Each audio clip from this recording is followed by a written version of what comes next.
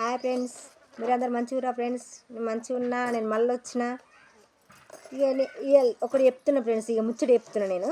అయితే ఇక మా పొలం కాడికి పోయినా ఫ్రెండ్స్. ఇవాళ మా పొలం కాడికి పోగానే పొలం అంతా తిరిగినా అక్కడిక్కడ చూసినా. ఆయనతో ఏం చేసినా బాగా ఎండ కొడుతుందా అని అయితే చెట్టు కిందికి పోయినా ఫ్రెండ్స్. చెట్టు కిందికి పోగానే ఆయన తడ ఒక కొంగు ఉంది ఫ్రెండ్స్. కొంగు ఉండి ఆయనతో నేను కూర్చోగానే ఏం చేసింది ఆ కొంగ రపరపా అని ఆయనతో లేచిపోయింది ఫ్రెండ్స్. లేచిపోగానే ఆయనతో నేనేం చేసిన, అయ్యో గిడ ఏమైందో ఏమో లేచిపోయాను. చూసే వరకు కొంగ 4 గుడ్లు పెట్టింది.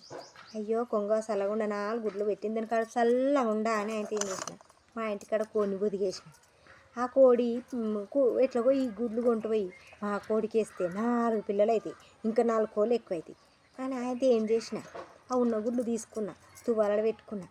అయితే ఇంటికి వచ్చి ఏం చేసిన, ఇక కాలు చేతులు కడుక్కొని ఆయనతో కూర్చుందాం అనే వరకు అయితే మా ఆడబిడ్డ వచ్చింది.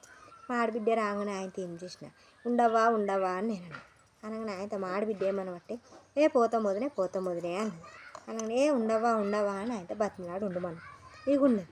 ఇక ఉండగా నేనేం చేసిన, ఆయనతో ఎట్లా నైట్ ఏమన్నా తెచ్చుకోని ఇక ఏం చేయాలి, ఇక షాప్ కాడికి పోయి తేవాలన్నా కానీ 30 రూపాయలన్నా 20 రూపాయలన్నా కావాలి ఓ 3 గుడ్లు తేవాలంటే అని ఆయనతో ఏం చేసిన, ఇవే గుడ్లు ఉన్నాయి కదా అని ఏం చేసిన, ఆ ఉన్న 4 గుడ్లు ఒక సగం ఉల్లిగడ్డ పోసిన, గింత చాయ్ చింపినంత నూనె పోసిన, గింతంత ఒక చిటికెడంత జీలకర్ర ఇత్తంత గరం మసాలా వేసిన. ఇక వండి ఇక వాళ్ళకి వేసిన. ఇక వాళ్ళు తినబెట్టిన. ఇక నేను కూడా తిందామని చూసిన.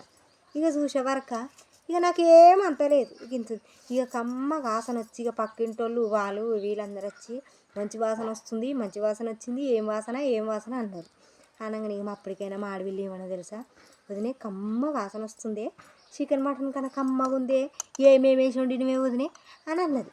అనగానే పోయవని ఎంత మంచిగా ఉందో, నేనన్న ఇంత తినకపోతున్నాను. నా పానం అంత కలకలా అయింది.